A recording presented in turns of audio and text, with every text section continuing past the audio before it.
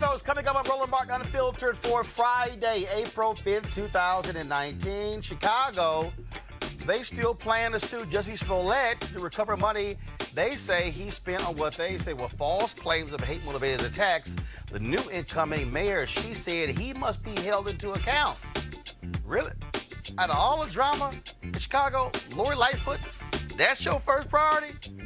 And y'all, check this out. Police in and around Chicago, they want Cook County State's Attorney Kim Foxx to resign, they say, because of how she handled the Jussie Smollett case. All these police chiefs ain't said a damn thing about police misconduct. They ain't say jack about lying cops on a witness stand. They haven't said jack about cops who have beaten people. But y'all feel extra about Jussie Smollett. Yeah, I'm gonna light that ass up in a minute. The man accused of killing Nipsey Hussle is a famous lawyer, Christopher Darden, one of the prosecutors of O.J. Simpson. He's catching all kind of heat on social media. Bill Cosby's insurance company has settled 7 defamation lawsuits against him. Cosby says, not my money, wasn't my choice. Also, Beyoncé, she told Reebok, holla at y'all later. No people look like me. I ain't doing business with y'all. She signs with Adidas. Oh, I just love it when my girl from H-Town show them how we roll. And also, you know how some white folks say we should pull ourselves up by our bootstraps just like they did, and they always talk about what Dr. King would do if he was alive? Well,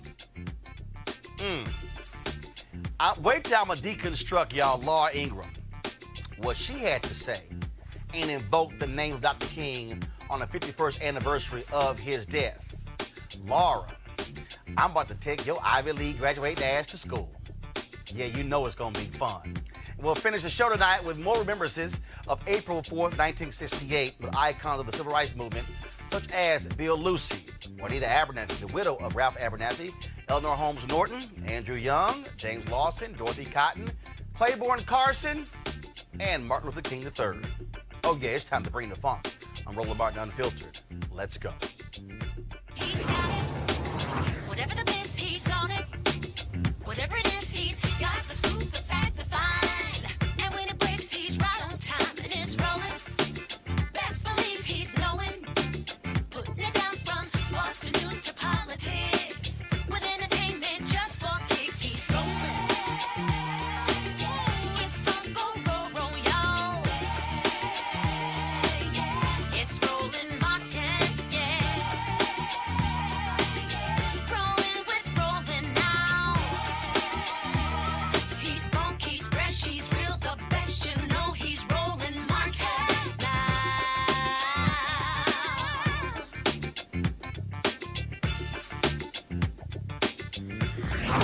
Martin. All right, y'all, Chicago, they say they're going to sue Empire actor Jussie Smollett, saying that he cost the city of Chicago $130,000 because of all that time Chicago cops spent investigating his case that they say was a hoax. His lawyer, Mark Garrigo, said if the city followed through on its threat, he will depose Mayor Rahm Emanuel and Police Superintendent Eddie Johnson. Incoming Mayor Lori Lightfoot was asked the day after she won. She said Smollett must be held accountable. Now you got a group of suburban police chiefs who joined with the Chicago Fraternal Order of Police to give Cook County State's Attorney Kim Foxx a vote of no confidence. Really? That's what y'all did?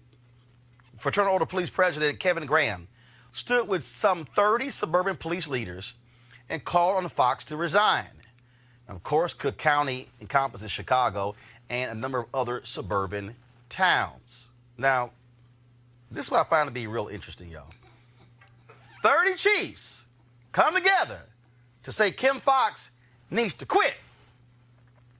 I have spent time today looking on social media for any evidence of those same chiefs coming together and condemning Chicago having to pay more than $700 million since 2004 for police misconduct cases.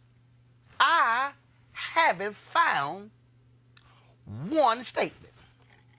In fact, I was looking for a statement from the Chicago Fraternal Order Police and these 30 police chiefs when a judge in Chicago busted several cops who knowingly, willingly, and unabashedly sat on the witness stand and lied in his courtroom, sent those claims to the police review board, and said they got to be investigated. I do not recall a single statement from any of these police chiefs.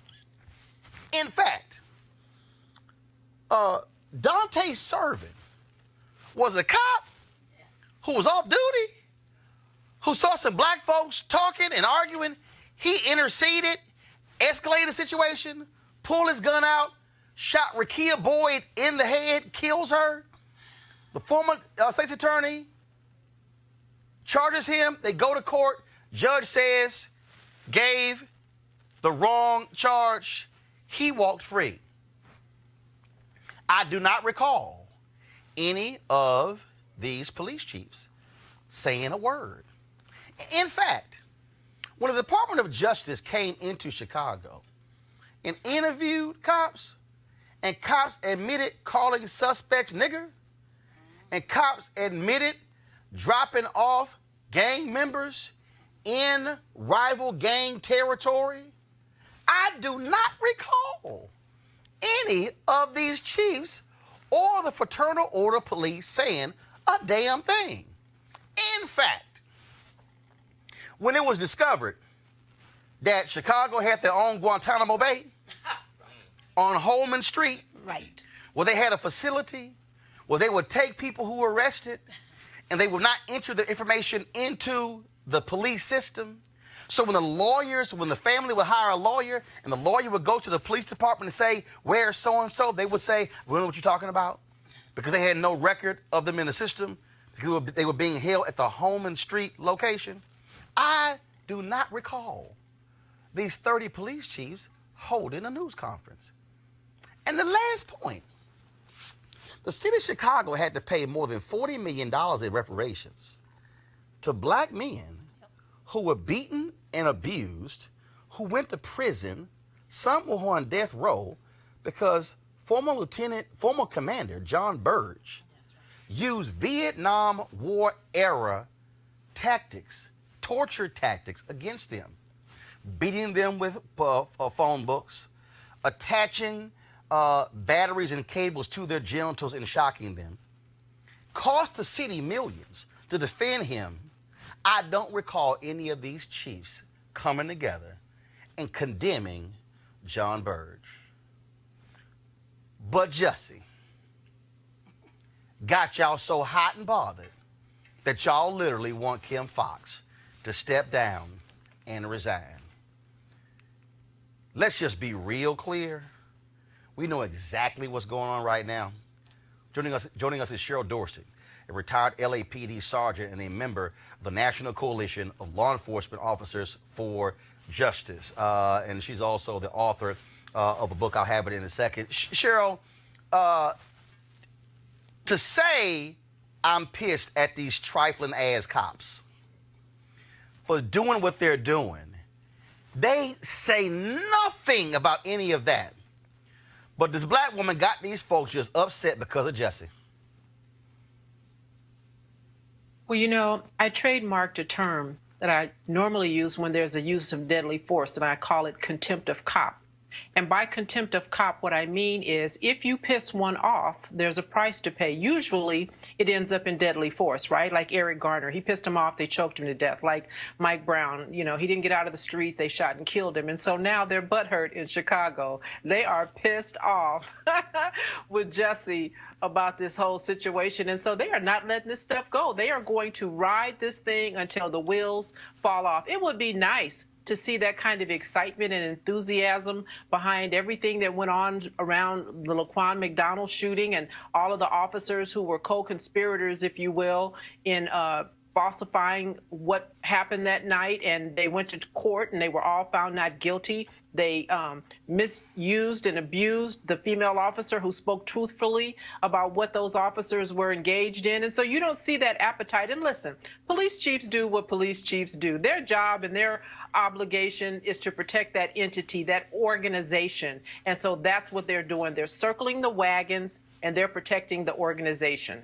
And what's interesting here is that, again, we're talking about a case that, let's just be honest, if it had actually gone to trial, he wasn't going to jail. He wasn't going to go to jail. And so they are making this mountain out of a molehill. And what do you make of the incoming black female mayor who says he has to pay for this? It's justice. And you're going, really, Lori Lightfoot? You got a pension problem? You got an education problem? You got a police misconduct problem? You got all kinds of problems, and you really trying to take your stand on Jussie. Well, I think there's a symbiotic relationship amongst all those people involved. The mayor, understand that generally police chiefs serve at the pleasure of the mayor. I'm not sure if in Chicago the commissioner, the superintendent serves at the pleasure of the mayor. But they're all in concert. They're all in bed together. They all speak the same code talk. And so why they would want to die on this hill is beyond me. Well, I mean, you know why, because, Jussie looks like me, right? If he looked like, somebody else, then I don't think that they would have the same angst about, like you said, he's not going to go to jail. He's not a criminal. He's not likely to offend again. This would not be anything unlike what would be done for someone who doesn't look like me. Behind the scenes, they'd work out a deal, and then you'd be on your way. But because they are butthurt, because he had the temerity to not go along to get along, then they're going to fix him. This is about punishment. The same kind of punishment we see police officers met out to black folks who don't comply.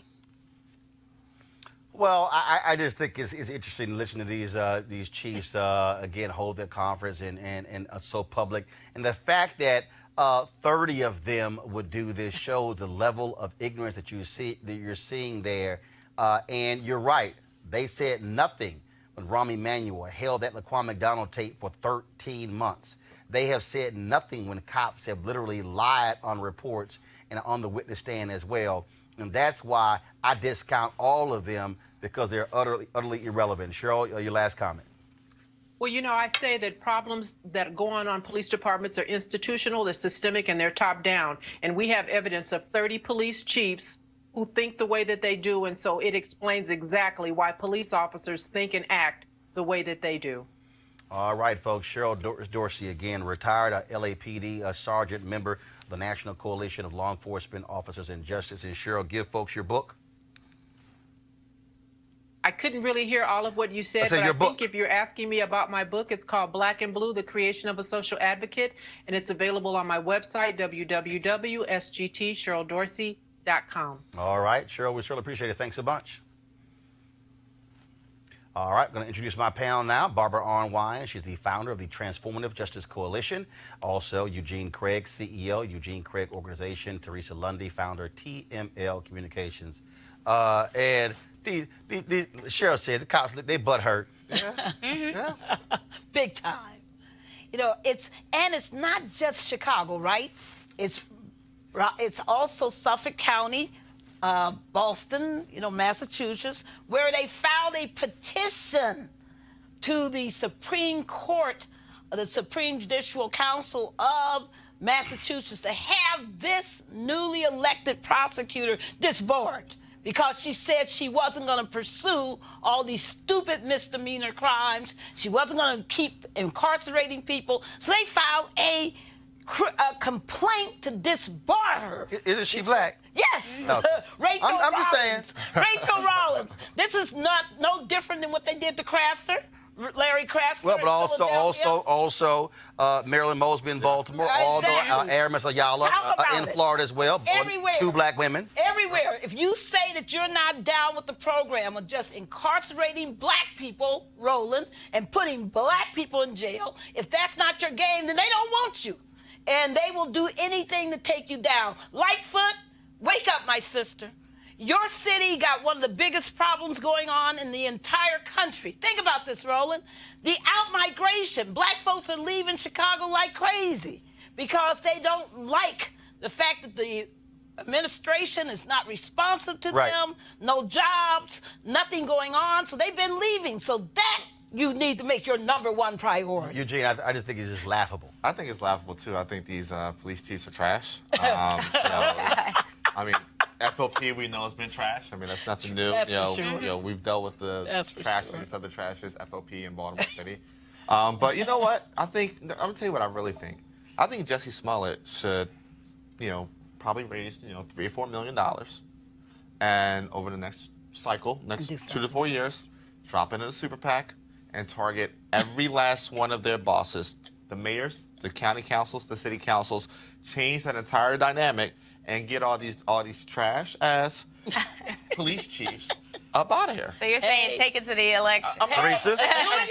At the end of the day, that's what it comes down to. Move right. Teresa?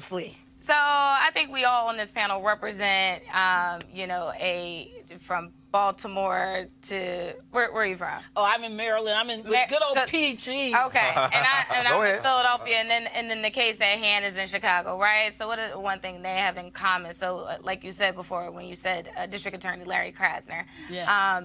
the relationship that him and the Philadelphia FOP is beyond intense.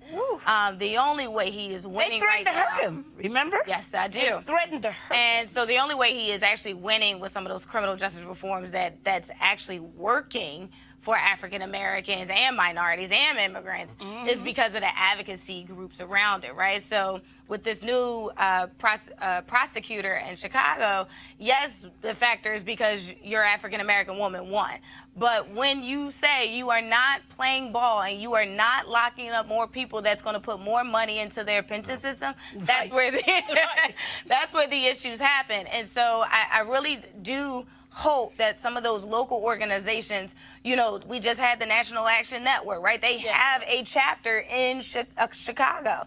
I'm hoping they actually step up and step out and step for her. Well, good. Well, first, again, it should happen. Reverend Jackson and others have stood up for her as well. Yeah. But again, it just shows you just how trifling they are in Chicago. All right, let's go to Los Angeles, folks, where Eric Holder, the man charged with the fatal shooting of rapper Nipsey Hussle, appeared in court late yesterday. He was charged with 1 count of murder, 2 counts of attempted murder, and 1 count of possession of a firearm by a felon. Bail was set at $5 million. He's represented by Chris Darden, one of the key prosecutors in the O.J. Simpson murder trial back in 1995. Barbara, lots of people are trashing Christopher Darden, but let's just be perfectly clear. And I know how people feel about this case, but the reality is we know because of our history, every person deserves a lawyer. Whether we think somebody is guilty or not, they deserve a lawyer. You got black folks at Harvard right now going after this black professor because he's on the Harvey Weinstein legal team. Okay? This is what, look, lawyers don't just represent people who we like. Lawyers have a different role in this society. Well, it's an interesting one because, in my opinion, as a lawyer, as someone who's been practicing for decades, I would say the most important thing about being a lawyer is obviously representing your clients, but you have to be really thoughtful about who you represent. Because sometimes it's about the money, and it's not about the cause. And sometimes it's about people doing things that they think will get them publicity, fame, etc. But beyond the cause, Barbara. It doesn't have to be him. But beyond the cause. Yes. There still is a constitution. Well, there's still a constitution and an obligation. Yeah, but here's the deal, Barbara. But hold up, but Barbara, if you got in trouble and you had to hire a lawyer, I have. Damn it, you want right. And guess what? And if somebody said, "How dare you represent Barbara?" You like, "Shut up, I hired you." I'm just saying, Eugene. The thing is this. There's a constitution, right? There's a moral, right? One of the things that makes our system more beautiful than most of the others in the world is that everyone has a right to an adequate defense. When you're up against the state, you have a right to the best defense that you can afford or can be provided to you. And that's something that's available to the best of these and the worst of these. Because sometimes what can be appeared, not in this case, but can be appeared to be the worst of these can actually be the best of these. But it's a moral thing. It's a constitutional right. It's a moral right. I think, cases like this, you do have lawyers jump up to do a pro bono for the publicity or whatnot. But at the end of the day, Are they getting quality? I'm not representing. But okay, right. representing the Ku Klux Klan. No, but you know what? But hold on. At the end of the day. But wait a minute, hold up. Okay, Barbara said not representing the Klan. Let me tell you what happened. Right. Hold up. When I was an intern reporter with the Houston Defender, this is in 1990. This is in 1990. There was an African American lawyer who represented the KKK in Galveston, Texas. Yes. Why? Because he was a lawyer. He was a lawyer with the ACLU. And What happened was they were trying to go after the membership roll. And this brother, he said, let me remind everyone. Yep. Alabama. Tell him, Roland. Yeah. With Supreme Court case. Alabama went after the NAACP and their membership rolls. Right. Yep. And he said, there are cases and there are people who others may not like me representing.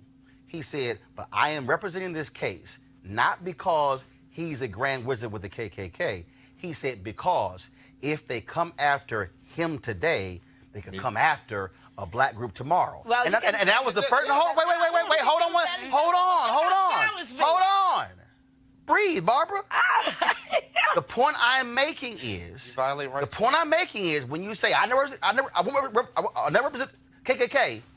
What this guy was saying is I have to look at this beyond the KKK and understand how, Teresa, they could go after other organizations, and that's just one of those things that people have to understand about the law. And so causes are different than the Constitution. Yes. Yep. Moral, what's legal, whatever decisions you make, and yes, there are people who make the decision because of money and publicity, but there are people who say the law is the law. Teresa, and then Barbara will let you comment. Yes, thank you. Just one comment: equal representation under the law. I mean, so as long as it's equal and it's quality representation, then yes. And to each his own. You can decline or accept. You can. And people have the right to criticize. Of course they do. What they do. But But the same folks criticizing, when they got their butt in trouble, they be like, damn, if I can call the police guard. Put it this way. I wish I had an ID. But let me finish. Go ahead. the point. Go. Remember in Charlottesville, the ACLU of good old Virginia stood up and argued for the right for those white supremacists to have their march. Yes. And to do that march. Yes. Afterwards, the ACLU changed their policy because they made a determination that of the use of their resources and their concentration, promoting people who kill people, who terrorize people, was not what they should be doing. Okay. So I just want to make it clear that I'm not angry at the people who are angry at Chris Darden, because I think Chris made a decision, a conscious decision that I would not have made. Got it. But I think that, and I'm not against the principle that everybody's entitled to equal representation, because they are. But I'm just saying, as me, as a lawyer with my values, there's certain things I don't Got do. it. The thing Final is, comment. the thing And is won't this. do. I'm a libertarian at heart, right?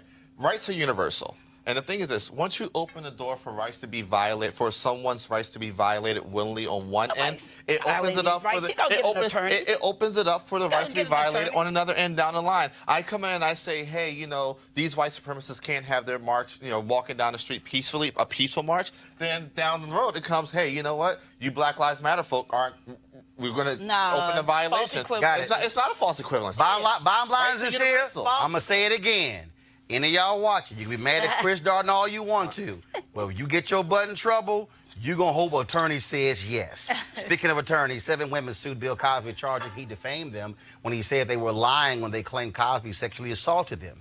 A settlement with all 7 was approved by a federal judge in Massachusetts today. However, Cosby's official Twitter feed put this statement out late this afternoon. Mr. Cosby did not settle any cases with anyone. He is not paying anything to anyone, and he is still pursuing his counterclaims. AIG decided to settle these cases without the knowledge, permission, and or consent of Mr. Cosby. Now, let me explain what happened there.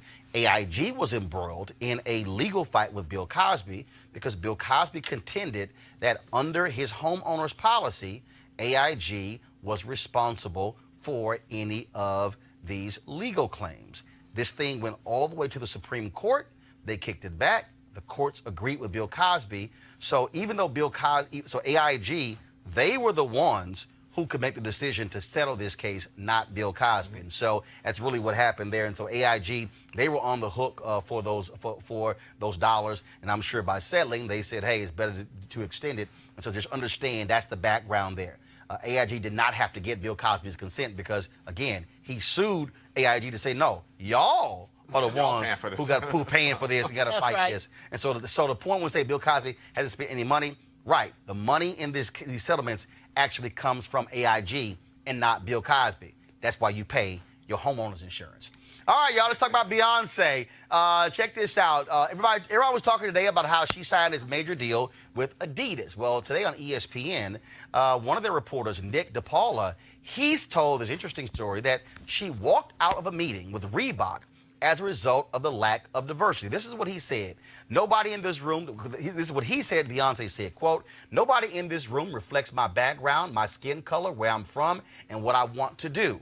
We don't know if this actually happened, but it's very easy to believe that it did happen, given the state of white privilege and Beyoncé's social justice cred. Okay, y'all, I kind of like this. I love it. He's like, okay, this is how y'all want to roll? All right. Imagine if more people did this. Imagine if the NBA players, imagine if the football players, imagine if people took this stance with everyone. I mean, I love that Beyoncé and Jay-Z and others have gotten to the point where they can just say, hey, certain money I can turn down. They got leverage. I got leverage. I got standing. I got my wealth. I love it because that's what counts, that people have to take some principles. And if these companies aren't smart enough, and I say this to all those crazy law firms too, Roland, who think they can have all these rooms full of just white lawyers when black clients come in, I think this is a really important moment. Beyoncé, we love you, sister.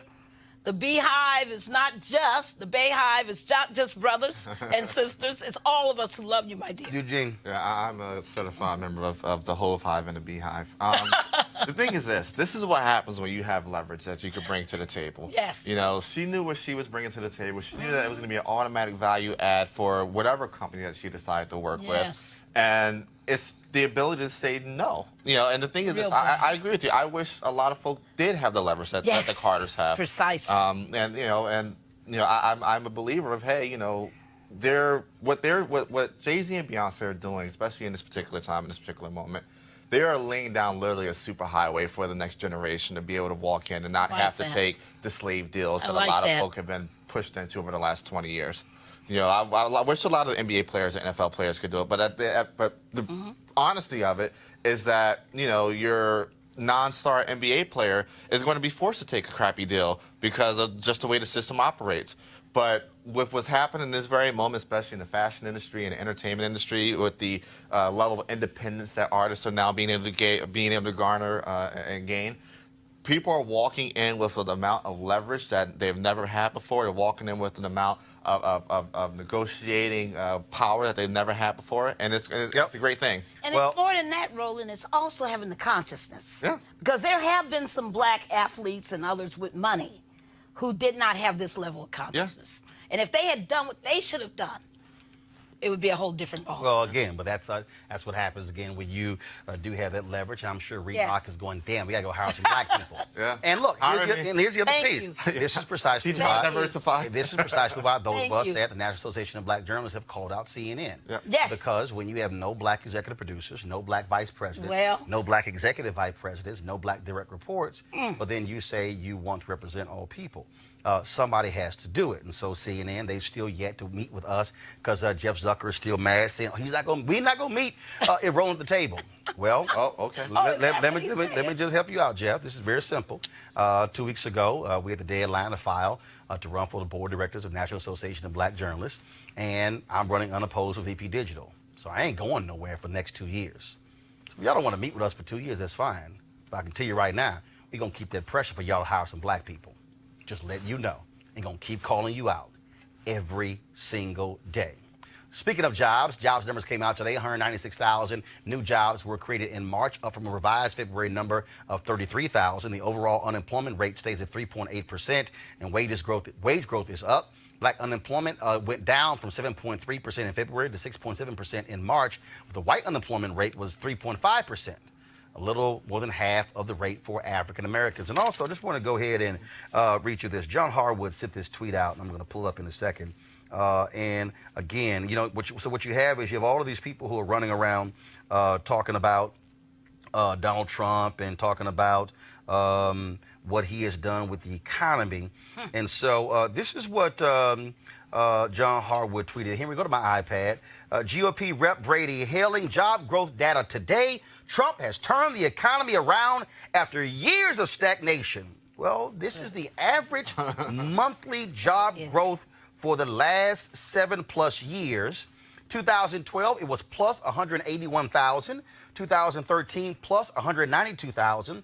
2014, plus 251,000. 2015, plus 227,000. 2016, plus 193,000. And then we get to the 3 years of Trump. 2017, plus 179,000. 2018, plus 223,000. And 2019, plus 180,000. Now, Betsy Stevenson actually put this together. So what that says is, under Obama, it was 181, 192, 251, 227, 193. Trump, first year was 179. That happens to be lower than any of the previous 6 years of Obama. 2018, plus 223. Oh, that's actually lower than the 2 years that exceeded 200,000 under Obama. And 2019, it says 180,000. So actually, y'all, in the last 1, 2, 3, 4, 5, 6, 7, in the last 8 years, Donald Trump actually has the 2 lowest of the last 8 years. Just for Charlie Kirk and Candace Owens and other people out there who want to make the argument that Trump has turned the economy around, it was already turned around when he showed up. You can't be standing on third base and you were a substitute runner and then say you hit a triple. That's not how that works. All right, y'all. I got to deal with last night on the show. We dealt with this whole issue with Reverend Barbara. We were talking about folks who pimp Dr. King. And we often hear people pimping Dr. King around his birthday and, of course, around the commemoration of his assassination. And so it didn't take long for somebody to show themselves in pimping Dr. King. Do y'all have Laura Ingraham's photo? Y'all could just go ahead and put it up in the graphic, because she is the latest person to pimp Dr. King. So last night, in her commentary, she had some things to say about the Democrats running for president, about the state of America, and she had some things to say about Dr. King and what he would be saying today in America. So I'm about to deconstruct Laura Ingraham's 2-minute and 37-second commentary. And trust me, I want y'all to pull out your pen and pad. I want you to pull out your iPad or your phone because class is about to be in session. And so y'all go ahead and hit play. My friends, in an era of historically low unemployment, high home ownership, small business growth, off the charts, real wage growth, finally. What message do these folks offer America's voters? Stop. I'll The line didn't take long. Now, you heard her talk about, home ownership and all of these things and how they are tremendous for America. Please go to my iPad. Folks, this is the website of NAREB, National Association of Real Estate Brokers. As you can see, let me increase this for y'all. African-American home ownership falls to a 50-year low. Now, let me explain to you. The Fair Housing Act was passed in 1968, and in the history of America, the home ownership rate for black people has never even hit 60%. Right now, it's around 41%. Low, extreme low. But see, in Laura's 2 degrees from an Ivy League institution, she says it's just great. It's rosy. Oh, do you remember when I read those unemployment numbers? Well, they dropped last month in March. There were 4 consecutive months where the black unemployment rate went up. So this was the first time it has dropped in 5 months. We call those facts, Laura. Press play. tell you what they offer: resentment, anger, division, and alienation. And these Democrats don't even acknowledge obvious gains, but you know why they won't? Because to do so would affirm that Trump's policies are working. Can't have that. Now remember, it did take a Republican president to pass criminal justice reform, which is already helping so many families across America. Stop! Let me explain to y'all what actually happened with the First Step Act. First and foremost, it was initially going to be about prison reform, not criminal justice reform. The person who was fighting this the most was then Attorney General Jeff Sessions. The person in the United States Senate who was fighting it the most was the one who replaced him as the biggest opponent of criminal justice reform, Senator Tom Cotton of Arkansas. Now, some of you may ask, well, Roland, how would you know these things? Well, because in May of 2018, yours truly sat in the White House in a meeting for an hour with Jared Kushner. What you see is Jared Kushner's father was in prison. So the reality is Jared Kushner was big on the notion of prison reform. They knew they really couldn't get far because of the Republican forces who were against it. So here's what happened. You had Congressman Hakeem Jeffries from New York in the House who wanted more criminal justice reform. The bill that was actually passed in the United States House had severe limitations. You did have folks like Congressman Jim Clyburn and Congressman Cedric Richmond who voted for the bill in committee as well as when it went on the floor. Yet, when the bill went over to the Senate, you had Senator Dick Durbin, Democrat, and even Republican Chuck Grassley, who said there needs to be more in this bill and not just prison reform. Then you had Senator Cory Booker, who weighed in, Senator Kamala Harris, who weighed in. In order for it to actually go from being passed in the House to passed in the Senate said, if y'all want Democrat votes for this, you're going to have to put more criminal justice reform into this. That's when the negotiation began to take place. Senator Tom Cotton, he wanted to simply get rid of it. You had Senator Ted Cruz, who initially was opposing it as well. But when they realized they did not have the votes to kill it, then they said, okay, you know what? We got to let it through. Now, did Donald Trump sign the First Step Act? Yes. So when Laura says it took a Republican president, no, Laura, let me help you. It took Democrat votes in the House as well as the Senate for it to even get to Donald Trump's desk. Had it been left up to Donald Trump, it would have not been a criminal justice reform bill. It would have been a prison bill. Now, she also tried to act as if the previous president did nothing on criminal justice reform. Henry, go to my iPad. This, folks, is a piece from the Washington Post. Wesley Lowery was one of those writers. First and foremost, Obama became the first sitting president to actually visit a federal prison. Depending upon how Trump keeps acting, he might be the second, but he might be a resident. Now, if you actually read this particular piece they did, one of the things that Obama did was, first and foremost, in the first thing that he signed, okay, Obama signed the Fair Sentencing Act. What that was a law that was passed that reduced the disparities between powder and crack cocaine. That was signed into law in his second year in office. In addition to that, one of the things that happened was, you will see the chart that they have here, but one of the things that happened was, it was Attorney General Eric Holder who told prosecutors, yes, you do not have to go for the highest amount of years to put somebody in prison. Okay, that was Eric Holder. Guess what Jeff Sessions did, who Donald Trump picked to be his attorney general? He came in and said, oh, forget what Eric Holder said. I want you to go after the highest. So here you have Donald Trump on one hand taking credit for criminal justice reform, yet his attorney general is saying, no, we're going to go after higher sentences. Bob Barr is the replacement for Jeff Sessions. He has not rescinded any of those rules.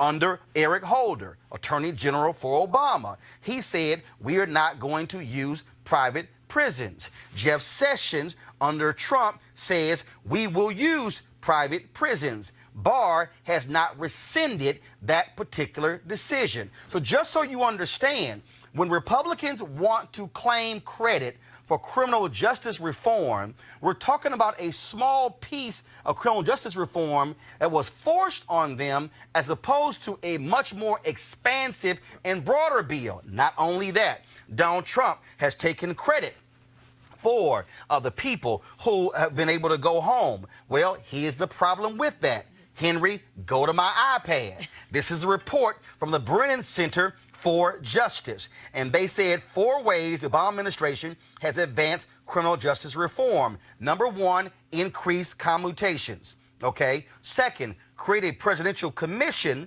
that then studies mass incarceration. Donald Trump hasn't even gotten close to the number of commutations of Obama. Yes, after Kim Kardashian called upon him, he let one black woman out. I think there was another black woman who he let out. But the reality is, Donald Trump is not consistently every month commuting sentences of people who've been wrongfully convicted. The Brennan Center report also, Henry, back to my iPad. Number 3, end federal financial subsidization of mass incarceration. $3.8 billion that went to federal grants to states and cities. But a lot of those were not going to work. Obama said we have to change those things. Number 4, banning the box for federal employment. Those who did serve time in prison could not get themselves a job as a result of being in prison on the federal level. They banned the box. Those are the things that Obama did under criminal justice reform. See, again, Laura does not want to establish the actual facts. She wants to shade the facts. Press play. And meanwhile, the Democrats, what they basically do is offer more demonization of the police. There must be accountability for the enforcement of the law. There must be accountability for use of force. And federal funds to local police departments and sheriff's departments must be tied to accountability. But abolish ICE. Okay. Come back to me. Now, here's the problem here. First, he didn't say abolish ICE. He said accountability of police departments. Under the Obama Department of Justice, they actually were pushing those departments when it came to consent decrees in Baltimore, in Cleveland, in Chicago. Yet, under Jeff Sessions, he gave repeated speeches where he said, we're going to pull back on consent decrees because they make the cops feel bad and it hurts their morale. And so we're not going to do that. That's what you have under Donald Trump. And in fact, Jeff Sessions tried to get rid of the consent decree in Baltimore that was agreed to by the police chief, agreed to by the mayor, but he said, we don't need it. The federal judge said, get the hell out of here, Elmer Fudd. We do need it, and it stayed in there. He fought the consent decree in Chicago, yet it was Attorney General Lisa Madigan of Illinois who said no, who sued, we are going to have a consent decree. So under Donald Trump's administration, they don't want consent decrees for police departments. They're not investigating police departments. And so Laura Ingraham does not want to admit that. She does not want to admit the wrongdoing of cops across this country because, see, for her, they praise and they laud cops, yet say nothing when cops do wrong. Press play. Might not have thought that the Civil Rights Act was ever even passed more than 50 years ago. Or that black Americans have reached the highest levels of business, the law, medicine, entertainment, sports, pretty much every area of society. Stop. And that is a... Now, she's praising, oh my goodness, a result of the Civil Rights Act and black people can get to do so many different things. Really, Laura? Y'all, all you had to do was type in black and wealth white gap. Henry, go to my iPad. This is from The Economist. The black-white wealth gap is unchanged after a half century. Laura was quoting the 1964 Civil Rights Act when, if you actually read the 64 Civil Rights Act, that wasn't dealing with a bunch of other stuff you're talking about, Laura. It was dealing with public accommodations. It was dealing with hotels. It was dealing with restaurants. Yes, black folks have always made money from singing. They simply couldn't walk through the front door of the hotels that they sold out, Laura. That's the difference. But the reality is we're still dealing with that. So, Laura, if you paint this wonderful picture of how things have been so great for black people, please explain to me how go back to my iPad, how the black-white wealth gap is unchained after a half century. Laura, go right ahead and read this story where they break down the Tulsa race riots. Break down where they break it down. Here they say the mean of black household wealth is $138,200. For whites, it is $933,700. See, you've got to be living somewhere else if you somehow think, oh my God, everything is just so rosy for black people. See, this is why I need y'all to understand what's happening in the world of Fox News. White people see Beyoncé. White people see LeBron. White people see Dwayne Wade and Gabrielle Union, and they see Oprah, and they see Tiger, and they say, oh my God, those blacks, they have just got it made. Yet, they say nothing with no black executives at CNN. They say nothing with fewer black law partners in major law firms in America today than it was 10 years ago. Right. A lower number of black Fortune 500 CEOs today than we had a decade ago. See, for them, look, y'all got y'all black president. Everything was wonderful. What is wrong with y'all complaining? Press play. Very good thing. Watching and listening to this Democrat field kowtow to Al Sharpton makes it seem like America didn't even elect and then re-elect its first black president. But for the hardcore racial rabble-rousers, Obama's victories, remember, they were just baby steps. What they want now is full-on income confiscation meant to enforce equal outcomes, if not equal opportunity. We're in the post-Obama generation. So we have already seen a black president. We've already seen a black first family. Now we want to know what it is going to mean. Symbolism is not enough now. It's substance. And if there's no substance, then we've gotten over the aura of the first. Wow, pretty dismissive of Obama there. Today is the anniversary of the assassination of the Reverend Martin Luther. Stop right there. I'm going to pick that one up in a second. But they spoke, so she said, oh, dismissive. No, it's not dismissive. It's facts. Laura, did criminal justice in America somehow change overnight because Thurgood Marshall became the first African-American Supreme Court justice? The answer is no. Did Virginia lose all of its racism and all of its past when Doug Wilder became the first black governor of Virginia? The answer is no. Did Massachusetts somehow heal its racial divide because Deval Patrick became the first black governor of Massachusetts? No. Did Cleveland change because Stokes became the first black black mayor. Hatcher in Gary, Indiana. Maynard Jackson in Atlanta. Kurt Schmoke in Baltimore. Rice. I mean, we can go down. Black mayors in Baltimore and Seattle and Los Angeles, in Houston, and all across this country. And the reality is, we still are electing first black mayors across this nation. Laura, seriously, 2 Ivy League degrees? What the hell were you doing in history class? What were you doing in sociology class? What were you doing at all? Were you reading? Were you studying? Or were you studying his story and not actual history? Now she gets to Dr. King. So let me bring this thing home. Press play. Anniversary of the assassination of the Reverend Martin Luther King Jr.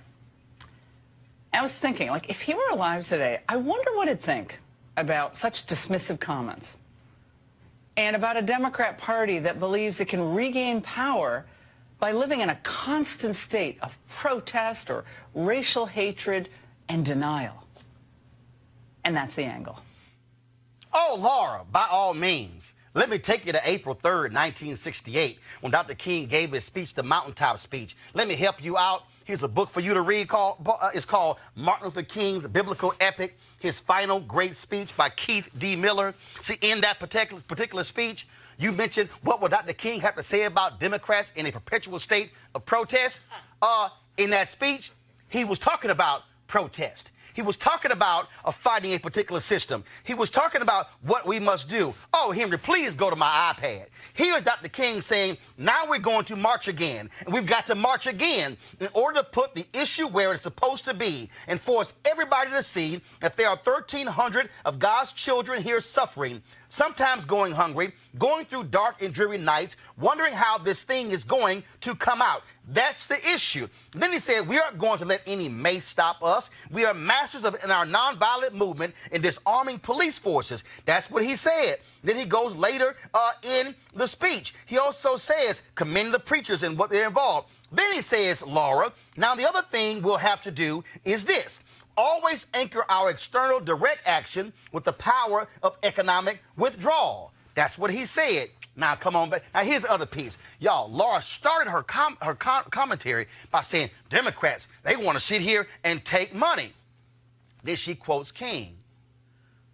Let me help y'all out. Here's a book called The Guaranteed Income. This book is edited by Robert Theobald. This is the book where Dr. King got his perspective on the guaranteed income. Here is another book written by Dr. King. Where do we go from here? Chaos or community? In this book, Dr. King said we need a guaranteed income in America. In this book, Dr. King talked about the check being stamped insufficient funds. In this book, Dr. King talked about what is required of America, because he said that America, frankly, had not done enough. It didn't cost much. In fact, Laura, let me actually quote Dr. King. Quote, the practical cost of change for the nation up to this point has been cheap. The limited reforms have been obtained at bargain rates. There are no expenses and no taxes are required for Negroes to share lunch counters, libraries, parks, hotels, and other facilities with whites. Even the psychological adjustment is far more formidable. Having exaggerated the emotional difficulties for decades, when demands for new conduct became inescapable, white Southerners may have trembled under the strain, but they did not collapse. See, earlier in your commentary, you actually said people act like the Civil Rights Act didn't happen. This book was written in 1967, 3 years after the Civil Rights Act of 1964, 2 years after the Voting Rights Act of 1965. King is talking about it did not cost America much. So, Laura, what exactly are you talking about? King lays out in this particular book where he said the real cost lies ahead. The stiffening of white resistance is a recognition of that fact. This is the same King who you just quoted. And in fact, when you quoted that same King, you then said exactly what it is he would say about today. Same King A good many observers have remarked that if equality could come at once, the Negro would not be ready for it. I submit that the white American is even more unprepared. Lord, see, that's the king. See, if you're going to quote the king, then I say you quote the king. Don't ask what would King say today about what is happening with Democrats and Republicans. What you should do is go to the text and see what King actually said about these very issues. Because here he was in 1967 writing about the very issues of income inequality, writing about the millions being spent on war, on Vietnam War, writing about the lack of strong poverty programs. The same conversations that we're having today in 2019, Laura, King was talking about in 1967 and when he was killed in 1968. Let me also remind you that when he was killed April 4th, 1968, he was planning the Poor People's Campaign. Here is what King had to say about income and wealth in America, and this was posted last night by his daughter, Reverend Bernice King. Laura. Through an act of Congress, our government was giving away millions of acres of land, which meant that it was willing to undergird its white peasants from Europe with an economic floor. But not only did they give the land, they built land-grant colleges with government money to teach them how to farm. Not only that, they provided county agents to further their expertise in farming. Not only that, they provided low interest rates in order that they could mechanize their farms. Not only that, today many of these people are receiving millions of dollars in federal subsidies not to farm, and they are the very people telling the black man that he ought to lift himself by his own bootstraps. And this is what we are faced with. And this is the reality. Now, when we come to Washington in this campaign, we are coming to get our check. To get our check. This is what King also wrote. The American racial revolution has been a revolution to get in rather than to overthrow.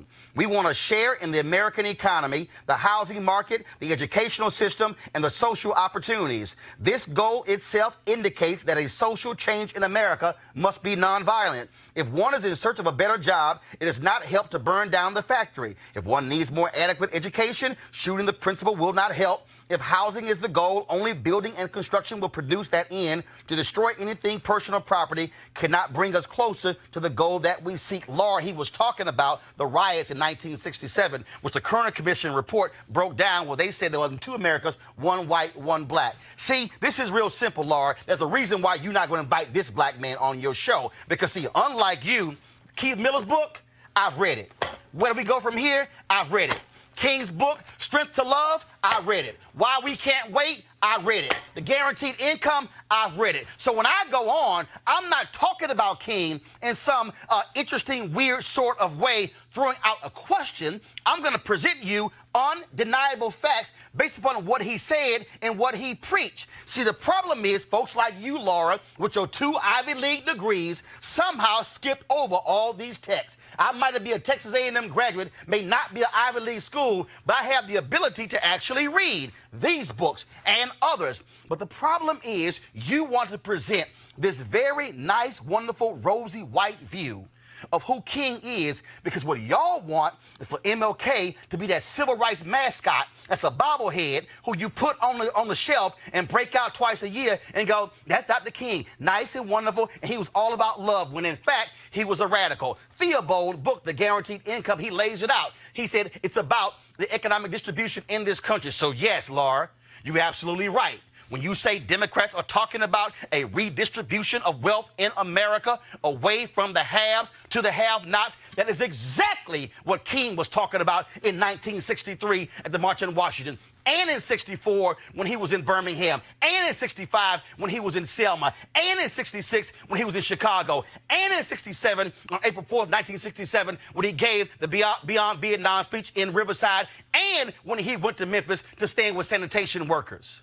If you want to quote King, damn it, you better quote the real King, not the fake King like Elvis Presley, the King of rock and roll. You better quote Reverend Dr. Martin Luther King Jr., the one who was at 16 went to Morehouse, the one who was raised by his mama and daddy, the one who went to Boston, the one who was in Montgomery. You better quote the King that we know and not the joker that y'all have somehow presented.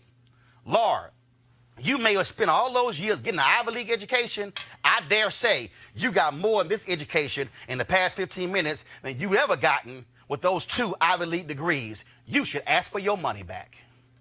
Going to a break. I'll be back. I'm Roland Martin on the Filter in just a moment.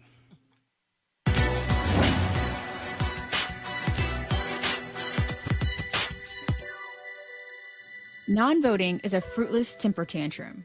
Judge Bruce Wright.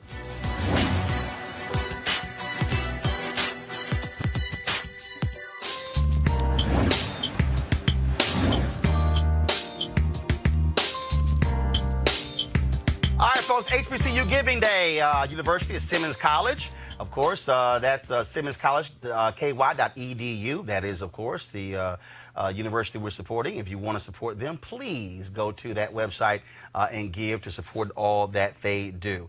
I want to right now go to get a final comment. Actually, I think we have the HBCU Mobility Challenge. Let me go ahead and do that first before I get a final comment from our panel before we then play the rest of these remembrances. Calling all HBCU alumni, students, and leaders, enter the Ford Motor Company HBCU Mobility Challenge and win $25,000 for your school. Building on their long-term support of HBCUs, Ford is looking to improve mobility in HBCU communities through innovative solutions. The winning program will receive a grant of up to $25,000 to implement their proposal. The deadline to apply has been extended to April 15th, 2019. Go to this website, fgb.life, for more information and to apply. Ford goes further in our community. Final thoughts. Been a crazy busy week. Final thoughts from Barbara and Eugene. Whatever you want, go ahead. Well, first of all, on Laura Ingraham, I think people need to understand that King's last speech, the one we didn't get to hear, the one he was going to give that night that he was assassinated, was titled, "America is Going to Hell." That was the title of the speech. It's a speech that we need to know more about, that we need to. Also, people need to look at his speech that he gave at Stanford University in 1967, where he talks about his economic agenda. And it's a powerful speech. It's one that I would recommend that everybody know. In the course of all the things that are going on right now, the fight in Florida to hold that legislature accountable on Amendment 4, everybody get involved in that. Iowa, you dropped the ball. Got it. Your Senate, so we need to fight for Florida. Eugene. Restoration. I think the week has come full circle. We started the week with, the tragic death of Nipsey Hussle, who, was a business owner, an entrepreneur, an activist that also just happened to be a rapper. And here we're ending it with, celebrating, Beyoncé and the leverage that she was able to put on display, but more importantly, emphasizing it with the legacy of Dr. King and where we are as a people today. Folk like Fox News and some of the other media networks, they bastardized, Dr. King's legacy to, being a meek, mild manner, leader that just wanted, harmony among people. When in reality, it was an economic fight above everything. Yep. And so, I think our week has come full circle and it's beautiful. All right, folks. One of the reasons we want you to support Roland Martin Unfiltered because of the interviews that we have done commemorating the life of Dr. King. And so we're going to end the show this week, with these interviews. Yesterday, of course, was April 4th, the 51st anniversary of his assassination. We did not play all of those because we had a number to play. Then there's a Renona Clayton interview. If you missed that powerful show yesterday, you need to go to YouTube and check it out. We're going to hear today from Bill Lucy, Juanita Abernathy, the widow of Ralph Abernathy, Reverend Dr. King's best friend, Congresswoman Eleanor Holmes Norton, Andrew Young, Reverend Dr. James Lawson, who Reverend Dr. King quoted in that April 3rd, 68 speech. Also, Carson Claiborne, who, of course, runs the King Institute out at Stanford University. Dorothy Cotton, the only woman who was in the inner circle of Dr. King and also his son Martin Luther King III. And so we're going to end the show with that, and then we're going to end the show with all of our donors, Roland Martin Unfiltered. I see the folks who have given to us on YouTube. I certainly appreciate that. I'm going to try to get to their names real quick. Thank you so much, Duncan Sawyer, for your donation. Latoya Abstract, thank you for your donation as well. Let me also, I think I missed somebody.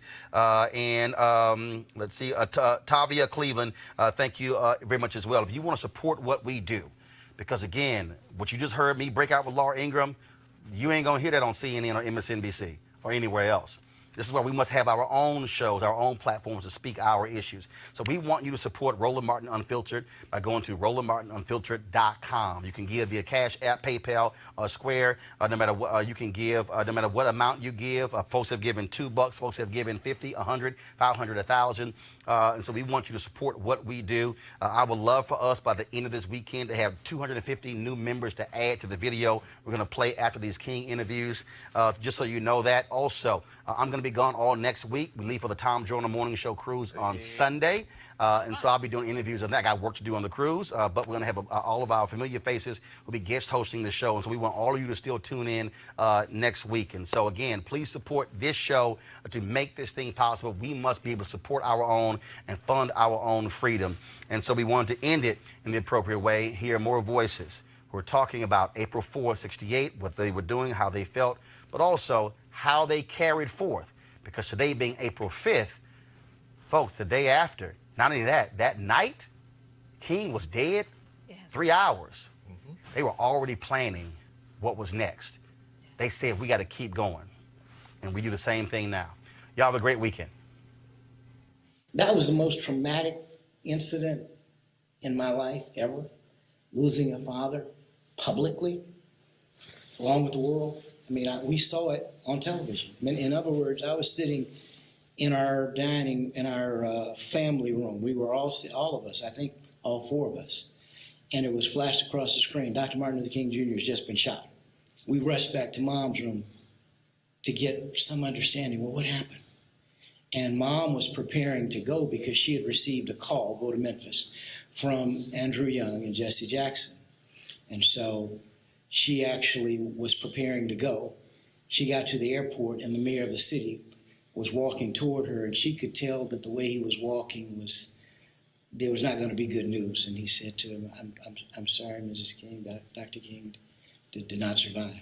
So she came back home to comfort us, the four of us, and explain to us, in these words, I remember, your father has gone home to live with God.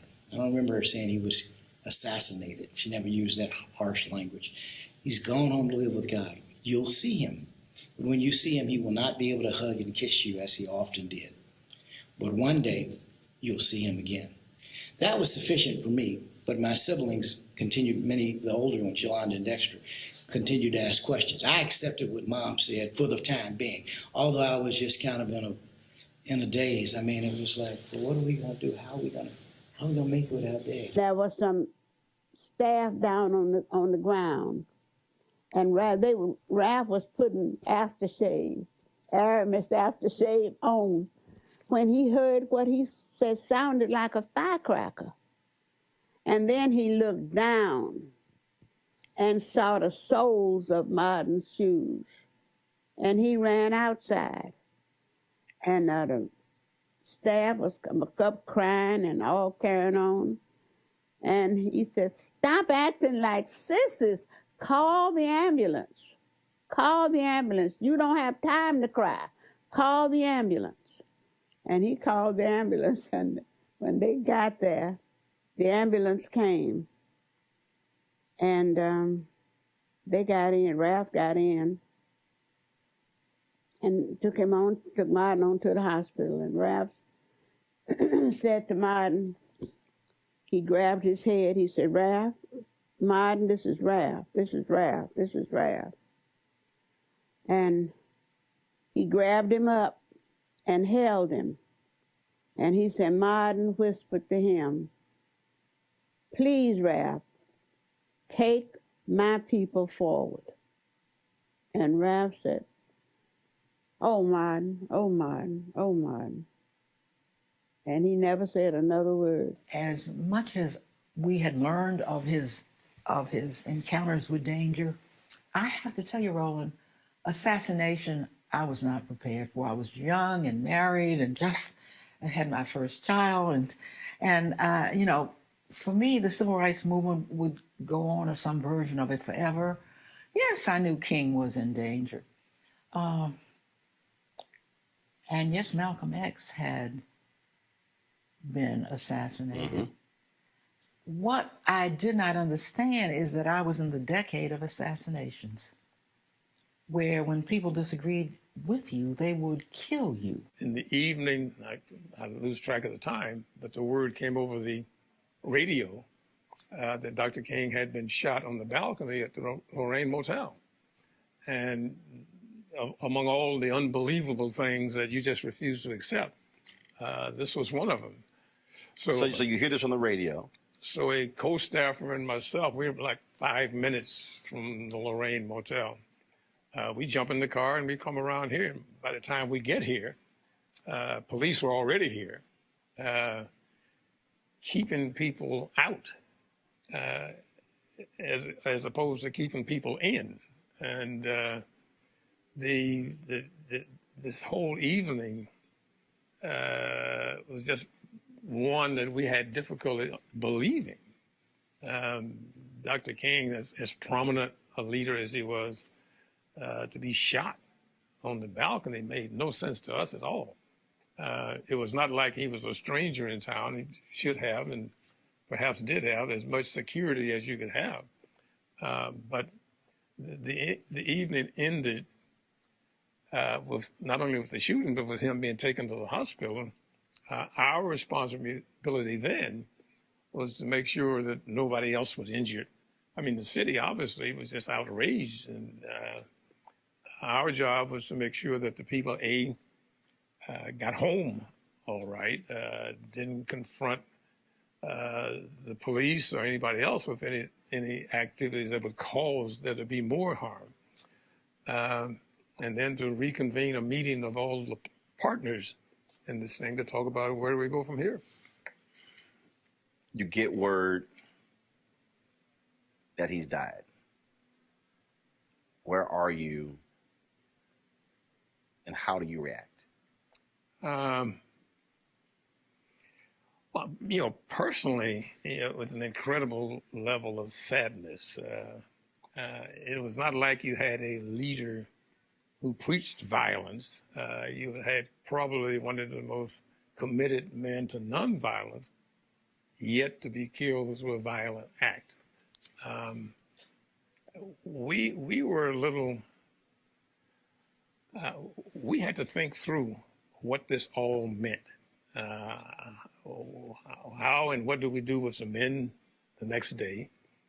How do we handle the notification across the country as to what was taking place in Memphis, and at least whatever advice we were going to give to other folks, how they should react. And clearly, the country was beginning to go up in smoke. The anger that was across their major urban areas was just incredible. The closeness, I think, is what a lot of people don't really understand. How close all of you were. It was too late to do anything different. We were close. Do you still miss him? Yeah. Yeah, I do.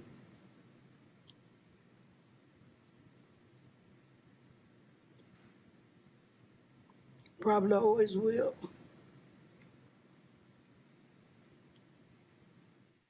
We were friends. We could throw balls at each other. Andy and Martin were chasing each other around the bed one night, and Andy was running around the bed and laughing. But it was also fun. It was what do you do? And because we didn't know what was going to happen, and if we had known, somebody was going to take him out, we probably would have got off that porch. But you can't predict all that's going to happen. At least you might. We couldn't predict everything that was going to happen. We gathered as soon as we got back,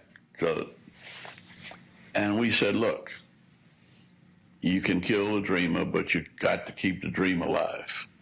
So everybody decided that we were going to continue doing what he had laid out for us to do. You cannot let death turn you around.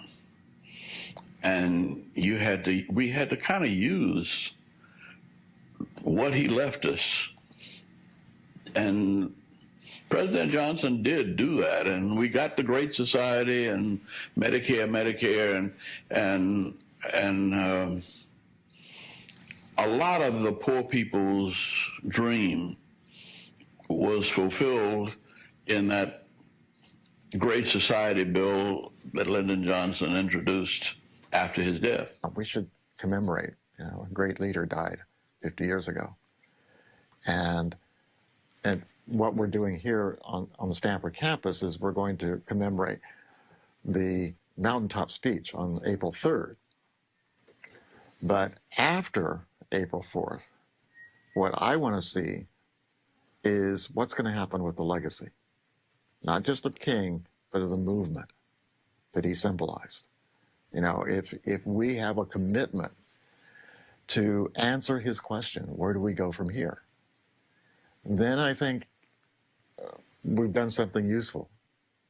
If it's simply about April 4th, then James Earl Ray wins, because that's what it's going to be all about. It's just, how did he get assassinated?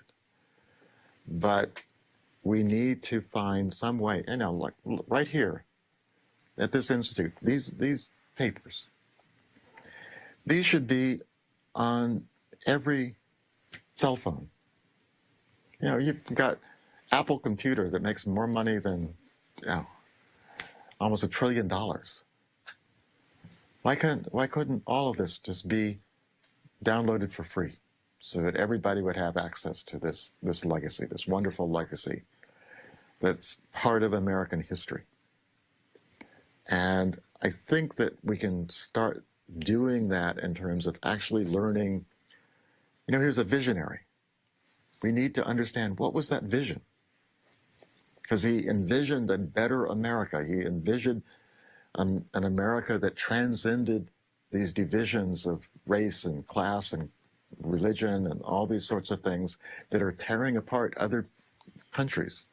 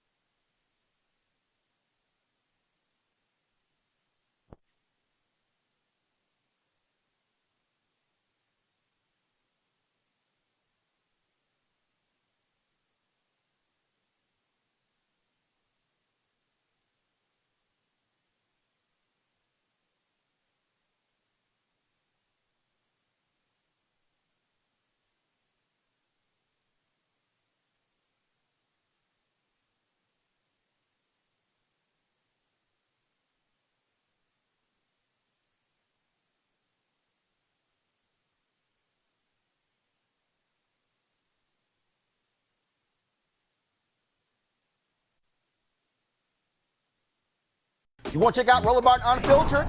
YouTube.com/Roland S. Martin. And subscribe to our YouTube channel. There's only one daily digital show out here that keeps it black and keep it real. It's Roland Martin Unfiltered. See that name right there? Roland Martin Unfiltered. Like, share, and subscribe to our YouTube channel. That's youtube.com/Roland S. Martin. And don't forget to turn on your notifications so when we go live, you'll know it. Hey fam, want to check out Roland Martin Unfiltered? The blackest show on all of digital, cable, and broadcast. Check out our audio podcast. There's only one daily digital show out here that keeps it black and keep it real. It's Roland Martin Unfiltered. Press play. You want to support Roland Martin Unfiltered? Be sure to join our Bring the Funk fan club. Every dollar that you give to us supports our daily digital show. There's only one daily digital show out here that keeps it black and keep it real. It's Roland Martin Unfiltered. Support the Roland Martin Unfiltered daily digital show by going to RolandMartinUnfiltered.com. Our goal is to get 20,000 of our fans contributing $50 each for the whole year. You can make this possible. RolandMartinUnfiltered.com.